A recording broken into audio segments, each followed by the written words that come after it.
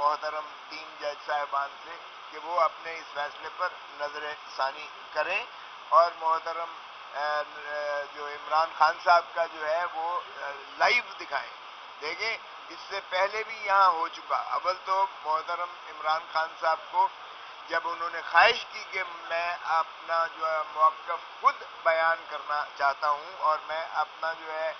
بطور مدعا علیہ رسپونڈنٹ کے میں ہی اپنا جو ہے اپنا کیس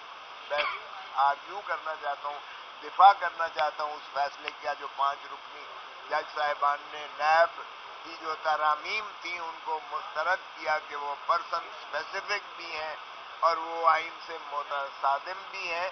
تو پھر ان کو یہی عدالت میں طلب کرنا چاہیے تھا, عدالت عظمیٰ میں ان کو حکم دینا چاہیے تھا کہ ان کو پیش کیا جائے تاکہ وہ روبرو اپنے استدلال بیان کر سکیں. اور اس سے پہلے ہم نے دیکھا کہ سابقہ وزیر اعظم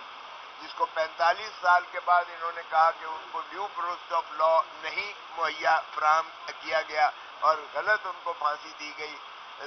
جسٹس ذوالفقار علی بھٹو صاحب شہید کو, تو اگر ان کو یہاں طلب کر کے اسی عدالت میں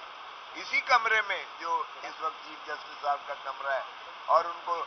ان پرسن سنا گیا, 3 دن ان کو ان پرسن سنا گیا, تو پھر کون سی ایسی امر مانے تھی کہ عمران خان صاحب کو یہاں طلب نہیں کیا گیا. تو اس لیے پہلا تو ان کو طلب کر کے جو ہے ان کا موقف, ان کا استدلال نہ صرف سننا چاہیے کیونکہ جو آپ کی روبرو جو باتیں